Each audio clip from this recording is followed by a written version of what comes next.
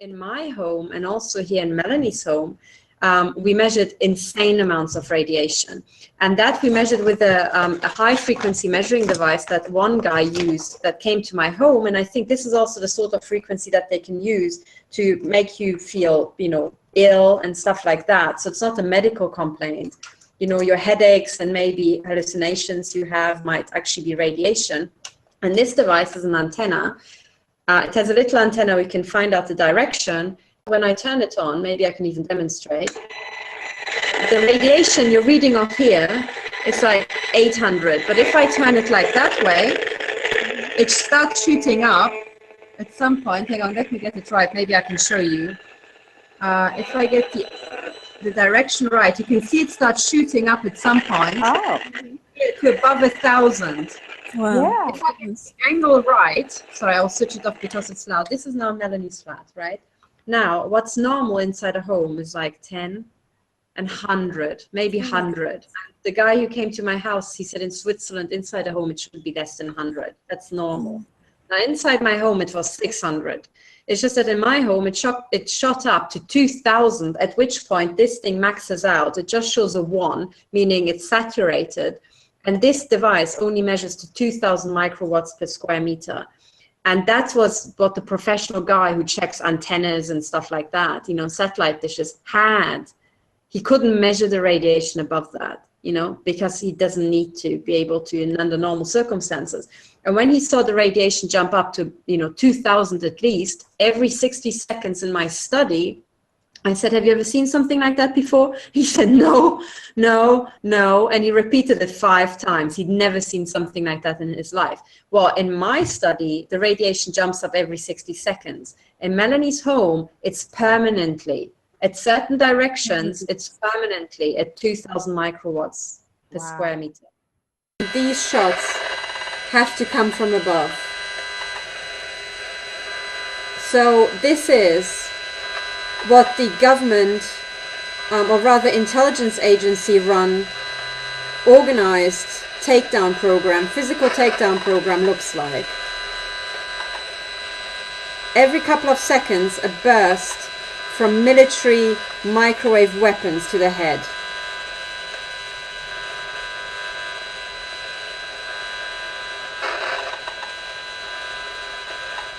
This is punching through your house wall and through your skull, basically. Sorry, I'm looking down and not at you because I'm trying to make sure you can see that. Every couple of seconds, the ones which sound really rough are extremely painful. The ones which sound like metallic clicking. So these are non-stop shots to the head. You've seen a couple now, right? Let's just wait for another one.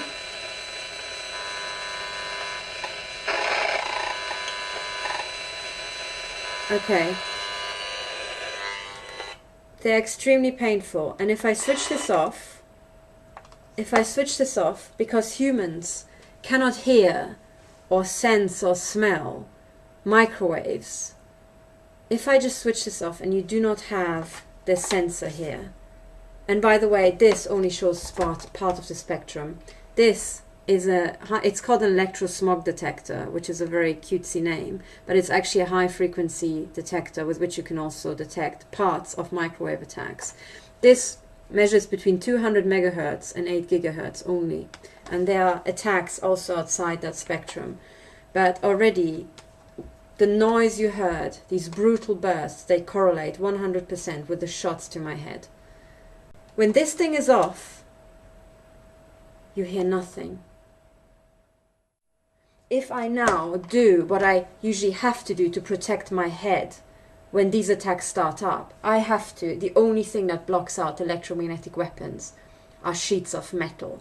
Now I can't use an iron door and hold it above my head for protection, but that would be best. But what is next, almost as good, is aluminium foil. So you have to build yourself a roof.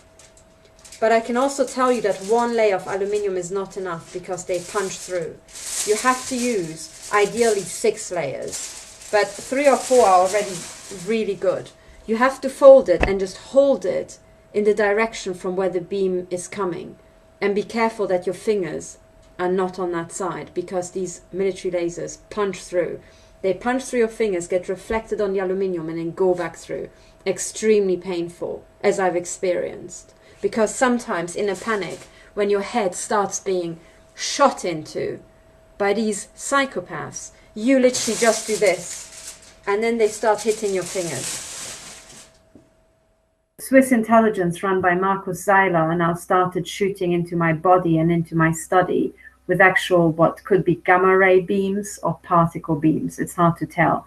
I have got a professional Geiger counter, and you can see that the radiation level that's normal where I am is something like 0.1, 0.2 microsievert. Okay. Now, the radiation this thing started measuring is something like 75 microsievert. And that's when I reach this device to actually read it out when the alarm goes off.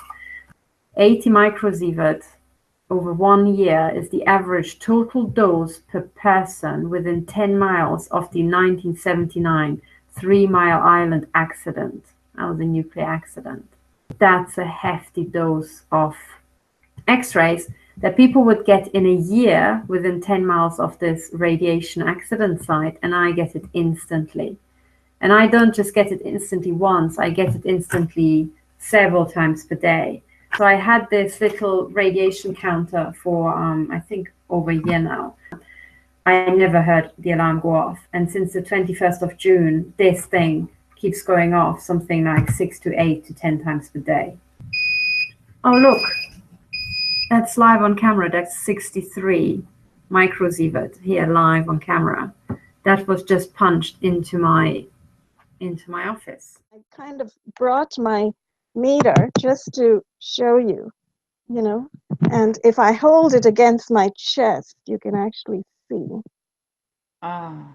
Oh my God, I've got exactly the same. So you're being hit with 3 volts per meter and 6. That's staggering. The amount of energy. If I show you here, I can see that when you're turning it.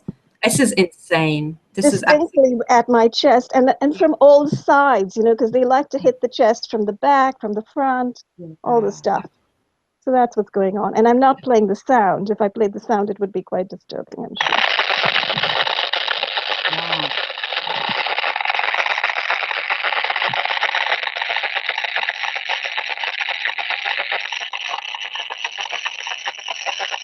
What you can also hear is this click, click, click. These are shots. Yes. These are shots. So it's like a machine gun. Yes, but an exactly. machine gun. They're And pulses. yeah, so pulses, and they hit me as pulses. And in fact, last night when you were talking initially about how we were all being hit, literally, I'm sleeping with a loaf pan under my heart, and I can hear the hits. It's like somebody literally using one of those BB guns and shooting into it.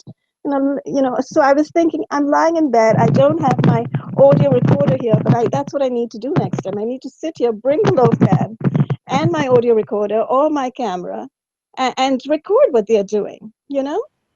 You absolutely have to, because both Karen, you and I, we remarked that when they open fire, it sounds like rain, because metal deflects it.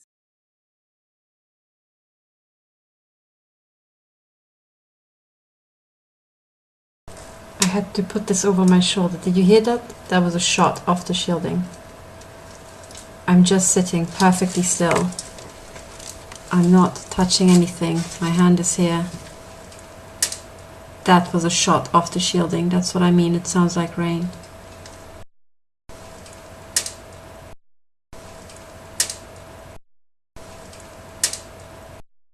In your mental eye, just imagine what incredible energy goes into this pulse, that if you don't have metal, like aluminium as a barrier, so the reason why there's a dent is because the shot bounces off. And just as if you had just hit a tennis ball against shielding, you put a dent in.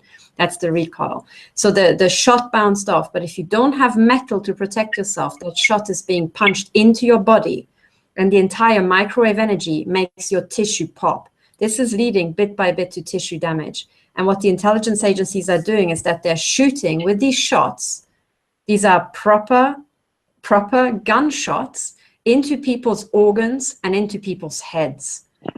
And the idea is tissue degeneration and neurological degeneration. The attacks on me have gone absolutely insane. So every single night, my body is absolutely riddled with electromagnetic gunshots, the one I've just shown. Also, I received a letter. I requested my file from the Zurich cantonal police because I've contacted the criminal police in Zurich. And I requested that they give me my file, so all the file entries. And what I got back is something to behold. It is Swiss criminal police corruption put into print. Because what they sent back, so I'm just going to show this here. So you get back a letter like that, and down here, they have listed 4 of the 5 times I've been to the police station. And I will put this online, by the way. I just have to edit out my private address. But I went to the police 5 times. They only list 4. And every of the 4 times that appears here, I went there with something else. The first time I reported a break-in. The second time, the break-in, and the very first time, microwave attacks to my body that actually burned my hand and my foot. What do they write down into the computer system? In German, they wrote down Verdacht auf psychische Veränderung. In English, that means suspicion of a psychological change. Wow. You report a break-in and they suspect you've psychologically changed. How the F would they know? They don't know me. Do they have a before and after? So anyway, that's to start. Next time I go back a month later, this was January 2016. A month later, I go back and I print them off a Google Maps map of where my house is, and I highlight all the properties from which I'm being shot at. And over the past year, I confirmed that that's where pretty much these people are, where they've corrupted neighbors. So I give them a freaking map so that these little, light-headed people don't have too hard to work to find these things. What do they write down? Suspicion of a psychological change. Okay. Then I don't turn up there because they were useless for about 7 months. I go back in October and I say, look, I've got here my court bundle. These are all the cases, entire lists of victims who have been murdered or publicly executed with electromagnetic weapons, newspaper articles that people are being attacked by neighbors in their private homes, entire press articles by MI6 agents, Carl Clark, who said in the press that, yes, the intelligence agencies are attacking people with electromagnetic weapons. I give this pack to the police. What do they write into their computer system? Suspicion of a psychological change. The same 4 words. It gets even better. The last time we go to the police, the last time we had an argument inside my home, and the perp neighbors are watching the inside of my home nonstop. So my husband and I, we had an argument. Okay, we became very loud, like arguments are, especially if you're Eastern European. And then the neighbors called the Swiss police. So the Swiss police turn up because of a domestic argument. And, and then also the police, they said to the police that my husband attacked me with a chair. Okay. So that's the police. That's why the police is called out. They come and we say, what is this about? No, we don't need you. It's okay. Get lost. And then what happens? They write down, for me, suspicion of a psychological change. What? Like whatever you report to the Zurich cantonal criminal police, they will just assume you've psychologically changed. Well, that's either they are that fucking stupid or they're that flaming corrupt. So I have got actually black and white evidence for Zurich police corruption. I'm so glad that they sent it to me. Millicent, I think, experienced something very similar, right? And she actually got some confirmation from a police officer about the standard operating procedure. Right, Millicent? Did you want to talk about that? That's right. It was Sergeant Jeffrey Taylor who came to my home, and because I was already knowledgeable about the electronic harassment technologies, he said, well, we have a spiel that we're supposed to give to people who call us, but since you are already knowledgeable, I'll just bypass that and talk to you with intelligence. It's a protocol. It's a strategy. Yeah. It's like what is it that they send around? This is company policy. in police departments, apparently, you know. They mention stalking, they mention electromagnetic weapons. We're not going to say that we are using surveillance radar in the police station. We're not going to say we know everything about microwave weapons because we've helped rig up the entire city, you know, and we are working closely with the telecom companies and the utilities to rig up the cell phone towers and the antennas and so forth. We're perfectly on top of all of this, but to the populace, we have our company policy, our police policy of saying, oh, these don't exist. What a joke. All our police stations are essentially lying to facilitate maiming and murdering by the intelligence agencies. In the 1960s, very early 1960s, I trained with the government microwave warfare establishment. I looked at all aspects of microwave warfare. The Americans used their own people as initial guinea pigs to develop their own weapons. And then when it was discovered what was going on, initially there was a denial that you always get. Then there was a cover-up report.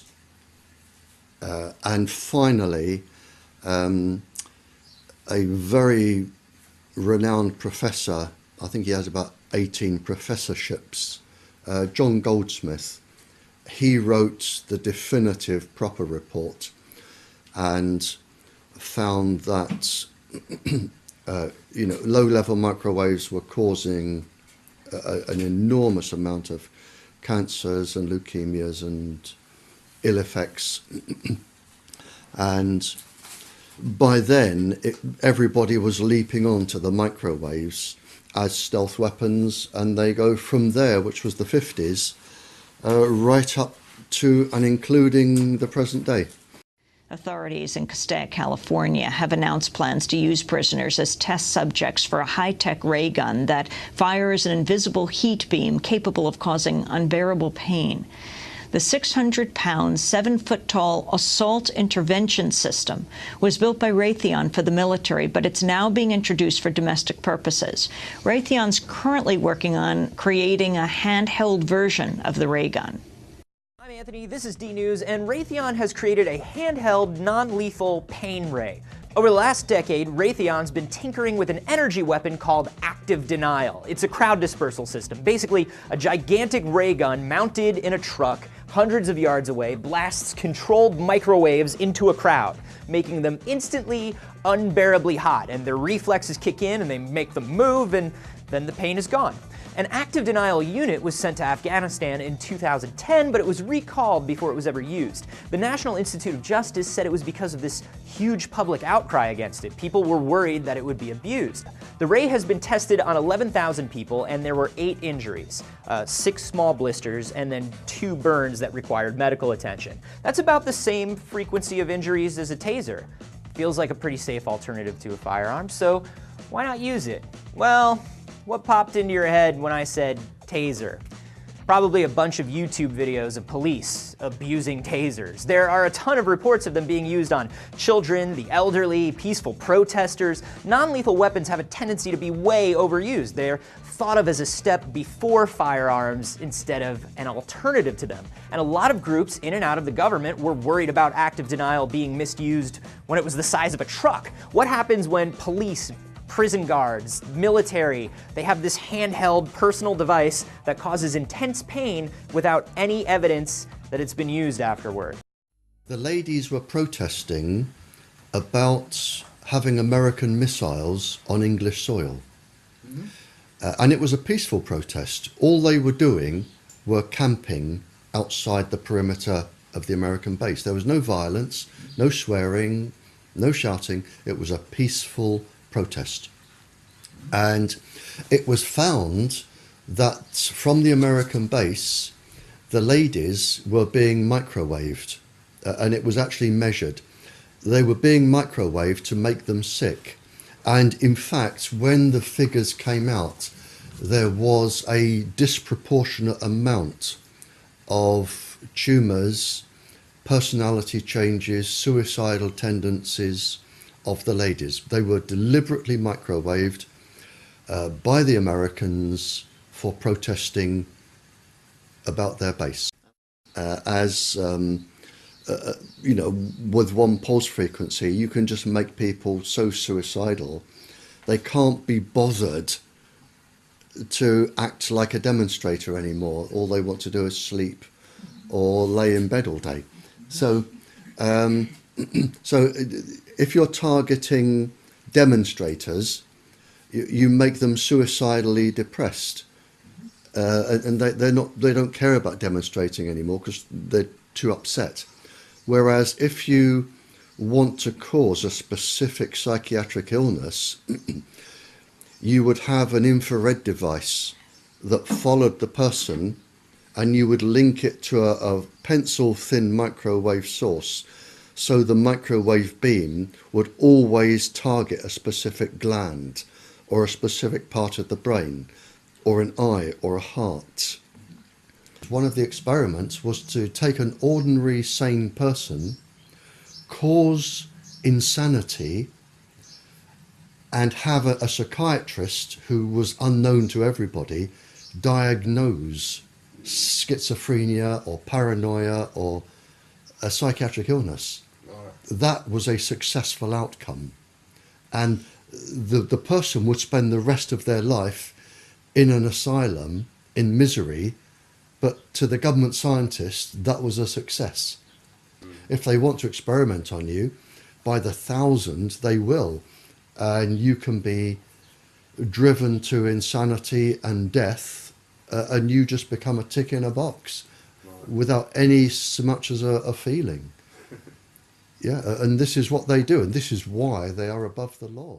In 2008, when I was instructed to contact the terrorism division of the FBI in Memphis, the person that I spoke with asked me, first of all, did you agree?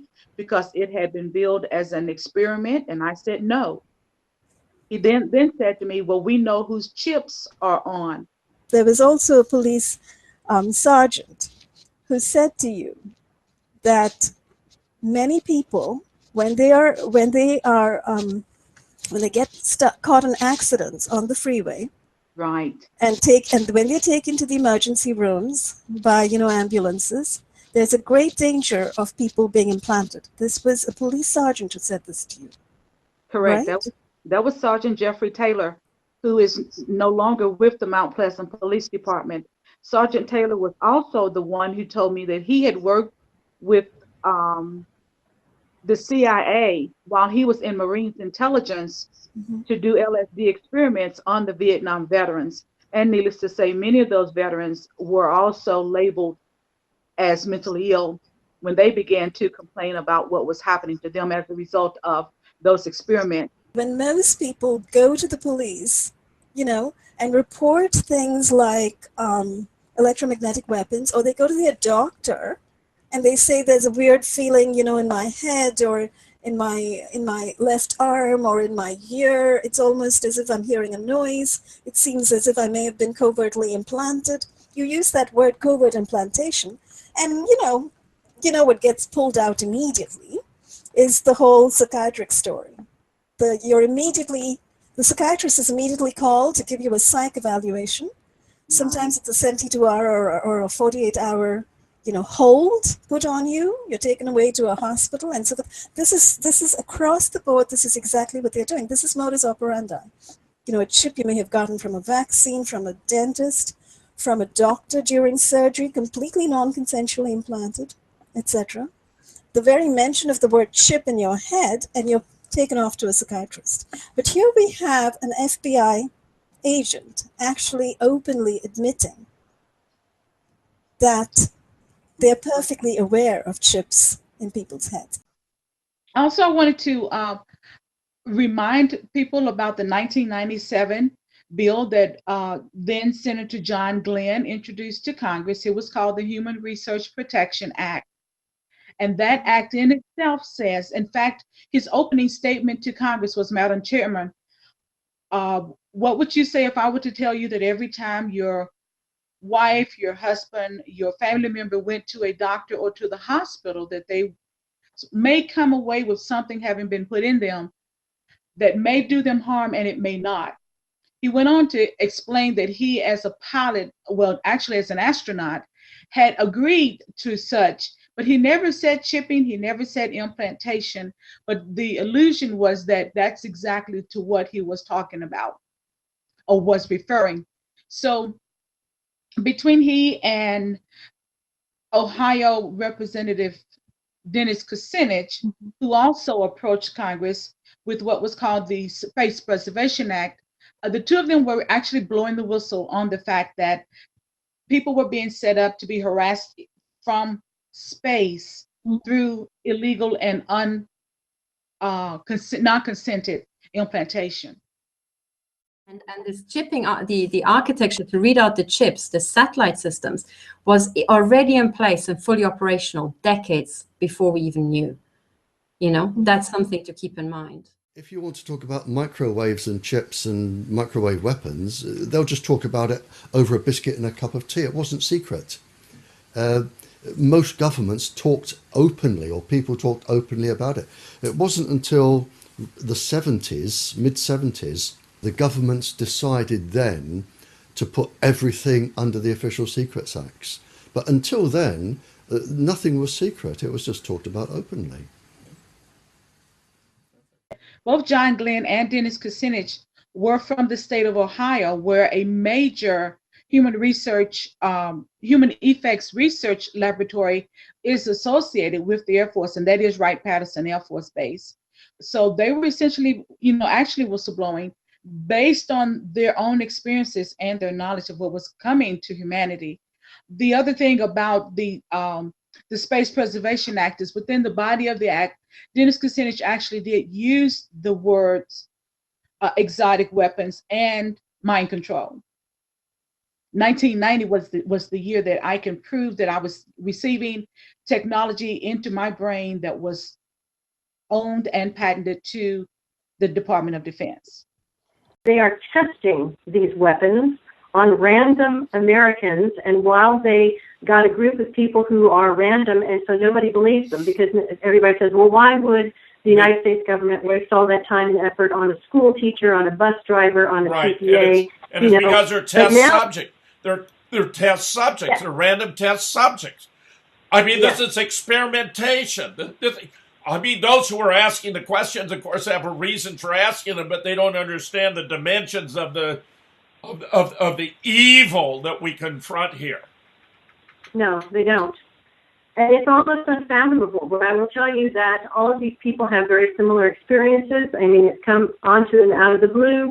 The contractors even throwing in people they have vendettas against, saying, oh, I want you to do this to Bill Smith because he got the contract I wanted, or I want you to do this to my ex-wife because she dared divorce me, or, and they're throwing whistleblowers in among these people so that the whistleblowers will not have the voice they should, because they're thrown in with a group of people that they are working 24/7 to present as paranoid and delusional. Well, I will tell you that there is no such thing as mass delusion. And some of the estimates say that there are 600,000 Americans who are being randomly tortured to death to test out these directed energy weapons. And you can see that they were used in Iraq during the airport battle in Fallujah. And you go and you can find on YouTube testimony by Iraqis who were related to some of these soldiers who the United States government melted. Yes. They melted them. Yes. They went down to skull, teeth, and bits of tissue, and that was it. And so the Americans went in and took up 2 inches of topsoil and all of the deformed bodies and put them somewhere secret. Yeah. Because they didn't want people to know they had illegally used directed energy weapons that are not approved by the Geneva Convention. So they're using these weapons now at a lower level, 24/7, to see what diseases and disabilities their targets develop and how quickly they can kill them at what low rates. Because they're giving people cancer, brain tumors, you name it, heart attacks, strokes, because electromagnetic radiation wreaks havoc with the body. Yes. And you get poisoned. You get poisoned from it, and there's going to be a catastrophic cell a situation that causes a heart attack or disease of some type at some point after you've been in these waves 24/7 for months or years. Yes. You're going to die of something that you never would have died from before. They're able to cook a person in their bed. The shell is picked up, but the inside is cooked. I want you to know that in 2013, I had a colonoscopy. I did not want to be put to sleep. And so I literally had the colonoscopy awake. That doctor actually went through my colon first without letting me see what was going on. And when he went through and I guess was confident that nothing bad was actually happening, he came back through and he said, now you can look. And so he let me see what they were doing and how they were cleaning up the rest of the colon wall. But what he did give me printed out on a piece of paper, y'all, was showing me that at least 2 inches of my colon wall was cooked. It looked like well done meat. This is happening. And those of you who are watching and those of you who have decided to keep silent, it's happening to your mothers and to your children. It's happening to your favorite aunt and to your favorite cousin. It's happening to your sisters and your brothers. And the more you try and ignore it as a reality, all you're doing is feeding into the system. I have asked for my money back. I have asked for my tax dollars back because they're being used to torture me. I saw on C-SPAN in 2005, there were some government budget hearings, and the statement was actually made that no tax dollars is to be allowed to be used for the purpose of torture. And I immediately wrote letters and said, I'm a woman who is reporting that tax dollars are being used to torture humans in America, and I'm one of them. These are the things that I think are so important while we talk about my story, or even while they read my story, is to know how I came to have so many surgeries or how the joints were involved in it. I will definitely send to Mindy some of the Air Force Research Laboratory and the Joint Non-Lethal Weapon Directorate's PDF files to add to this podcast so that people can read and see that damages to our organs even is planned.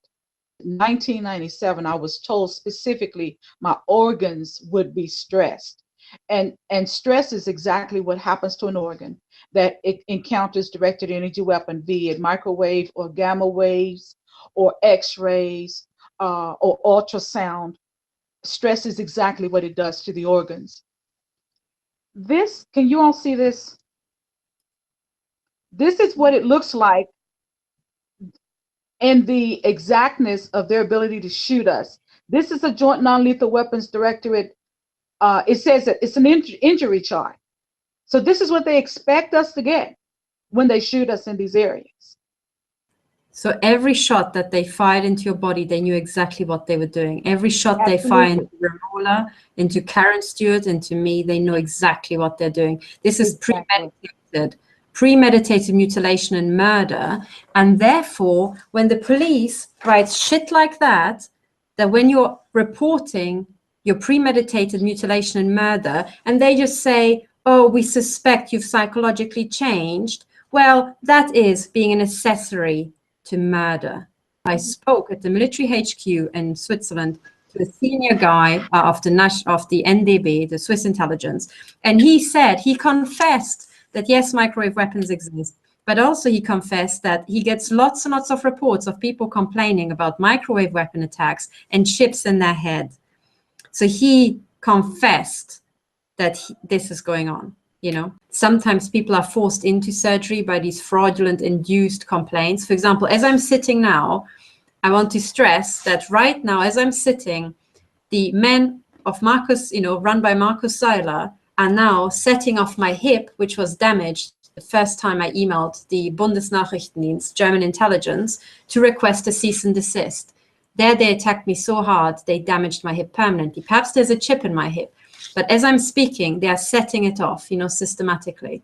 And everything that you described, I experience exactly as we're speaking, the systematic destruction of joints. Melanie Richan also she has undergone surgery in her own home They came into her room and she wrote at night, and she just woke up with scars on her skin. So imagine that. And from Carl Clark, the MI6 whistleblower, we know that the intelligence agencies do it standard. Coming into homes, anesthetizing people, and then doing whatever the hell they want with them as a standard operating procedure. Black operations that they engage in, walking into people's houses in the middle of the night, you know, helicoptering down onto their roofs, breaking in through skylights and attic doors. You know, all the stuff that they pride themselves on. All this stuff is clandestine. They call it clandestine, and they think they can get away with it. They have this is the irony of what we have come to today. You know, within the USA and literally worldwide, that we have, you know, a Senate, we have a Congress that actually allocates money to the CIA for clandestine services to go in and mutilate and maul people in their beds like this. Yeah, and it's very horror. We see exactly the same thing done to Melanie Richan in Belgium, done to me as a program in Britain, in Germany, and Switzerland. There's an entire human trafficking operation, and I want people to understand that stalking is just a precursor to the systematic mutilation of your body. It is. It's the same program. Yes. You know, when you're already being systematically mutilated, know that you're most likely chipped to the hilt, and whilst they're shooting into your body, the chips in your body read out the stress on your organs and is being fed to some university's test computer. Millicent, literally, it's being sold as a human subject, as a slave. This is enslavement. This is human trafficking, extreme exploitation, and it is enslavement. It is modern enslavement. You know, so she's being sold as a test subject to universities like Princeton and Stanford and Vanderbilt University, who are actually engaging in neuroscience projects, robotics projects, artificial intelligence projects, in conjunction with the Department of Defense, in conjunction with NASA. You know, so NASA uses wireless body area networks, wireless bands, which involve implants, right, Millicent? Which involve implants, and then which also involve the radiation and the electromagnetic activation of those implants remotely, whether from satellites or from cell towers. So that's institutionalized exploitation, where we have very large organizations taking part, you know, huge millions of dollars associated with this. And, you know, all can be traced back to this one person who's being utterly exploited, utterly enslaved. So that's what's going on today. It's modern slavery. But it's not just happening in Tennessee. It's happening here in Zurich.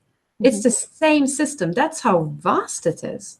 It's happening in Boston. It's happening in Florida, where and Maryland, where Karen has lived. It's happening where any target lives. Literally, I think targets are at the hub. We're at the centers of all sorts of concentric networks radiating out from us, whereby we are being used in research projects, in multiple research projects.